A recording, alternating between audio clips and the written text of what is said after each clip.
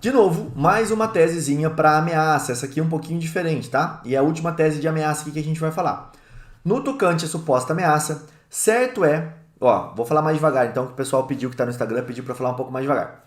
No tocante à suposta ameaça, certo é que a vítima declarou em audiência que não sentiu medo da ameaça proferida. A gente vai começar uma tese agora, pessoal, que é uma pergunta que você vai fazer durante a audiência.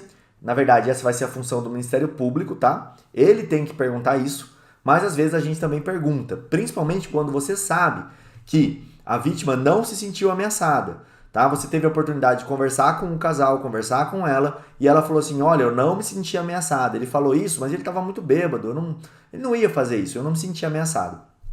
Então é essa a tese. Começa assim, no tocante à suposta ameaça, certo é que a vítima declarou em audiência que não sentiu medo da ameaça proferida. Nesse caso, não há crime. Isso porque o delito exige o ânimo calmo e refletido, com dolo específico para intimidar e causar medo na vítima, sendo necessário que essa conduta cause efetivamente temor na vítima. Tá? Nesse sentido, o seguinte julgado, aqui o julgado do TJ do Mato Grosso do Sul, que é onde eu atuo. A vítima narrou que não teve medo das ameaças do apelado. Para configurar o crime de ameaça, eu vou ler rápido porque agora é a jurisprudência. Para configurar o crime de ameaça é necessário que seja comprovado o temor incutido na vítima, afetando o seu estado psicoemocional. Não há dúvida acerca de ter o ofendido atingido o bem jurídico consistente na liberdade da pessoa humana, notadamente no tocante à paz de espírito, ao sossego, à tranquilidade, ao sentimento de segurança. Deve-se atentar o acusador para a rigidez na colheita de provas, como meio de desconstruir a presunção de inocência. Tal não ocorreu no caso vertente. Dessa feita, não há circunstância provada em que se ampare os indícios de autoria do delito, pois a alta probabilidade é insuficiente para uma condenação. Assim, diante da falta de provas robustas e a atenção ao princípio constitucional da presunção de inocência e do indúbio pro réu, a manutenção da absolvição se impõe. Tá? E aí vem o pedidinho final aqui. Ó. Assim, no caso em análise, não há que se falar em condenação, razão pela qual deve prevalecer o entendimento pela absolvição. Algumas dicas, tá? Algumas dicas aqui. Vamos lá. No tocante à suposta ameaça, certo é que a vítima declarou em audiência que não sentiu medo da ameaça proferida. Nesse caso, não há crime. Isso porque o delito exige ânimo calmo e refletido, com um dolo específico para intimidar e causar medo na vítima, sendo necessário que essa conduta cause efetivamente temor na vítima. Bom, pessoal, quem quiser anotar tudo certinho, volta lá, não vai lá anotar linha por linha, vai no YouTube e anota, tá? Porque no YouTube fica parada a tela ali para vocês conseguem ver bonitinho e anotar aqui o que está na minha tela. Enquanto eu vou comentando aqui sobre essa tese. Rodrigo, você pergunta ou não para a vítima se ela se sentiu ameaçada? Isso é o que mais aparece ali, tá? Normalmente, quando é crime de ameaça, o promotor já vai começar a perguntar. Mas como ele pergunta para a vítima? Ele pergunta assim, ó. A senhora se sentiu ameaçada, né? Porque ele falou que ia matar a senhora, então a senhora se sentiu ameaçada. É completamente induzida essa pergunta. Ele não poderia perguntar assim. A ideia da pergunta não induzida o que ele falou para a senhora? Falou isso, isso e isso. Qual foi o seu sentimento com relação a isso que ele te falou? Como você se sentiu? Nossa, me senti com muito medo. Perfeito. O que acontece normalmente nos processos? A vítima vai falar assim, fiquei com um pouco. Normalmente ela fala isso, tá? Fiquei com um pouco, fiquei mais ou menos.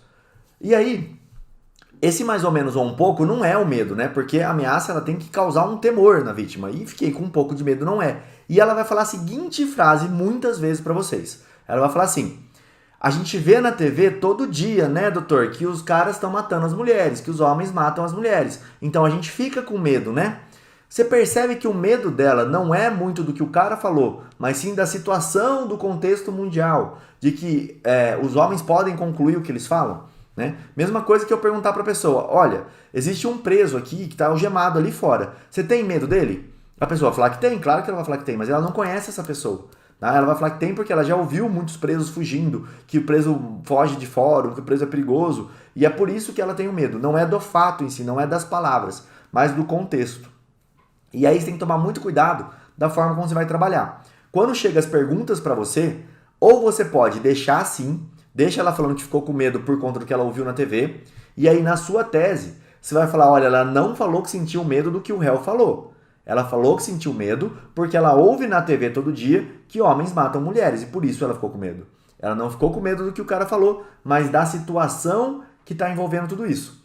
Rodrigo, essa tese funciona ou não? Você vai ter que explicar muito bem e ir subindo com essa tese, demonstrando que ela não tinha medo do cara. Tanto que no início ela falou que não ficou com muito medo. Tá? Isso acontece demais. Agora, também pode acontecer dela falar assim, não, doutor, não fiquei com medo não. Também pode acontecer, é mais raro.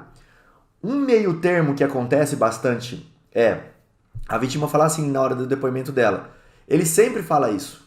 Nossa, doutor, isso aí vive falando. Isso é ótimo pra você, tá? Porque se ele vive falando, imagina dois velhinhos que brigam o dia inteiro, dois velhos resmungões, imagina essa situação na sua cabeça, que fica um xingando o outro o dia inteiro. Velho, você vai ver o que eu faço com você, você vai morrer, o outro fala, que você que vai morrer, e fica esse lenga-lenga o dia inteiro, tá? Tem crime de ameaça aí?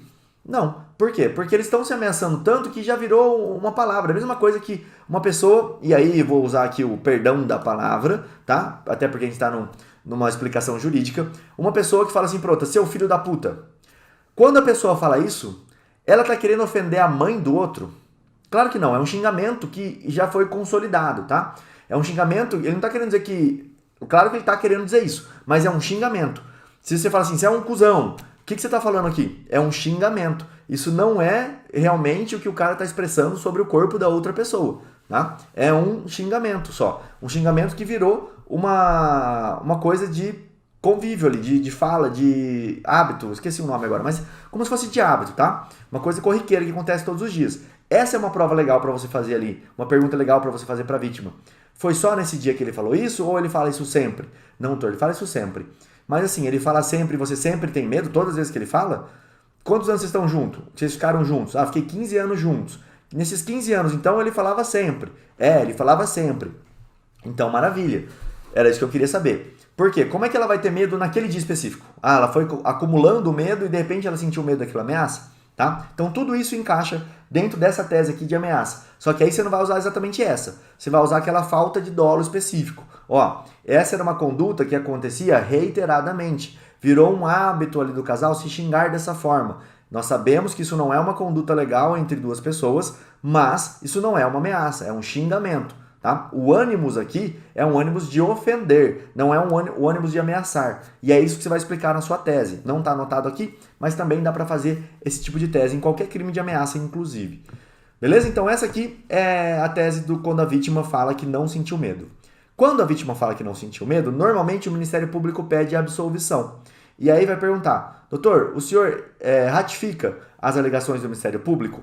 Onde eu trabalho funciona assim. E eu falo, sim, eu ratifico. Aí aparece assim, o promotor pedindo absolvição, embaixo aparece, a defesa ratificou o pedido absolutório feito pelo Ministério Público. E aí o juiz absolve, tá? É uma outra discussão essa, mas o juiz, hoje em dia, está mais consolidado que o juiz não pode. Na verdade, não está mais consolidado porque tem um artigo do Código de Processo Penal que fala que o juiz pode condenar, mesmo tendo o MP pedindo absolvição.